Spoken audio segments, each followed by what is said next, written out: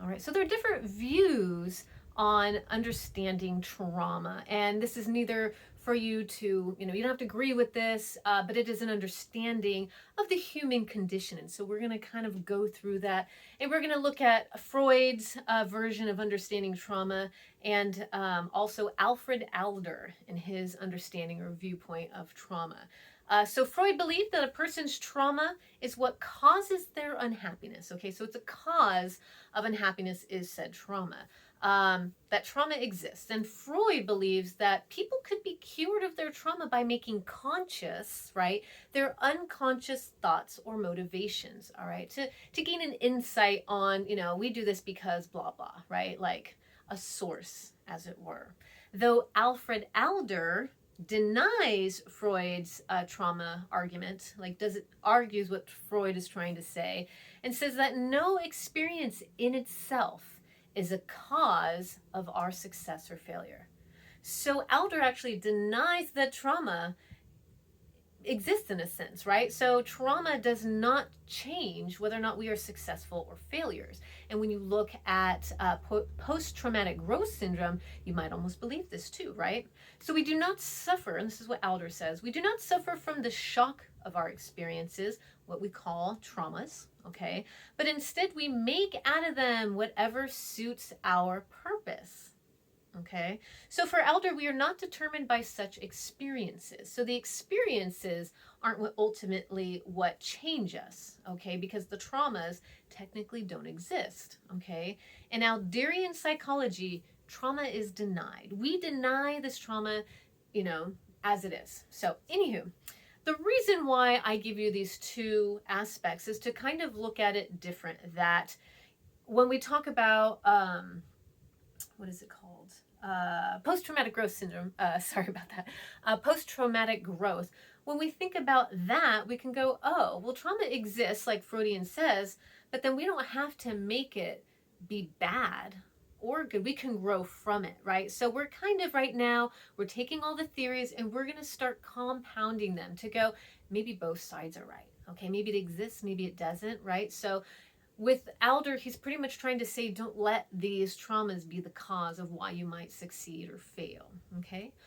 So getting into the reading, recall that we were reading again, Wild Meat and the Bully Burgers and David Sedaris's book, which again, David Sedaris is one of my favorite authors. He has, it's called Plague of Ticks, and he has that lisp, right? So the understand here is that there are two kinds of reactions to trauma, but they are very commonly heard, right? So PTSD, we hear that often, but there's also PTG, and that's post-traumatic growth, okay? And it's where you actually grow from said trauma, okay? Think about the readings that we had with Lovey. Remember Lovey from either Obituary or Rags, Wild Meat and the Bully Burgers. Looking at the hierarchy, we can see that Lovey did not get her middle tier met. Remember that middle tier, right? The psychological needs. She didn't feel a part of. In fact, she felt dejected. Okay, this created a trauma within her. Again, little trauma, still big enough to create chaos. Okay, you can call it small, big, whatever you want. It's not to make light of either one or to make one bigger or better. It's just that's kind of how our brains like to compartmentalize things. And some people be like, well, all she did was get, laughed at. And it's like, yes, but for some reason that becomes a bigger trauma, even though it seems kind of little. Anywho, we'll keep moving on. But if this helps you. All right, so, but no matter the case, whatever the thing is, it causes her to react in a fight or flight situation. Okay, so note for this, the flight is where she actually avoids the trauma. She tries to avoid being picked on, right, instead of fighting and standing up for herself. She then turns it around and she starts picking on Phyllis, right? Phyllis without the H, okay? This then adds to the trauma to Phyllis. And you can see how easily this creates a chain because now Phyllis has experienced the trauma. Okay, so the flight part here is where she just takes her trauma and hate and she puts it on somebody else. Okay, and now they have to carry the burden of it rather than Lovey just handling it and trying to find another way to deal with said trauma. And when you're young, let's be honest, we don't know what to do. We're just like, don't yell at me, yell at them instead, right? It's a very understandable human experience. Okay, all right, so now notice with David Sedaris and what he does is that how he reacts to his trauma is a bit different. He finds a way to avoid the words with the S's. He actually has a fight mentality, if that makes any sense. He then, instead of running away from it, tries to find a way around it, in a sense, to still be a better person, and in fact becomes very well written and very well spoken, because he's using a thesaurus to try and find any words that don't have an S in them, okay? Because he has a speech impediment. And back in the, I don't know if this is still a thing, probably is, who knows, whatever, lisps with men were considered effeminate, and, ultimately there was a fear of gayness, and so they would try and make sure they would, alleviate the lisp to avoid this. That's not wholly, truly, all-encompassing, but that is a little bit of a mindset to that. So David Sedaris actually is gay. I don't know if the lisp, I don't think this had anything to do with it. My best friend has a lisp. It doesn't have to do with sexuality. Anywho, human brains, whatever. Whole point is here that he is kind of traumatized by the fact that he was born with a lisp, and now he has to find ways around it. But he uses this experience to actually become a better person. All right, so next we have Rags. And Rags, which I'm going to go a little artistic in understanding Rags here, because it's written traumatically. And I would like you to go back and take a look at that chapter and understand, what do I mean by that? You're going to notice that the way this particular chapter is written is somewhat chaotic and disheveled, but, short sentences. You don't really know who's speaking. You kind of can guess it, but they don't tell you.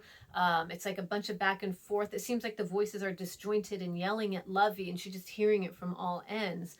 A lot of negative self-thoughts. And there's one line that says, this one natural thing. Like, this is just a natural thing here. But even that doesn't, quell her anxiety. If anything, it seems to add to it. It's like, well, I have to live with this. I don't have a choice. And that's really frustrating for Lovey. Now, the trauma between that is because she doesn't want to be a woman. What does that say about society, that she doesn't want to be a woman because she feels she's looked at as less than? She can no longer be her father's apprentice because she's a woman. Again, this was written in the 70s, but let's be honest, has anything changed since then? No, I think we've actually taken a step back, right? So the whole point here is that this thing that Lovey cannot stop, cannot do anything about, has felt as if it's changed her completely. Now she's not who she thought she was. She's a woman. And she's being made fun of, right? There's the bullying aspect. There's all this chaos going on. She doesn't know what's happening. And even in the end, she's like, can someone stop the bleeding, right? And there's that moment where you're like, holy shit, that's so traumatic, right? There's not much that we can do about that. So anywho, let's see here.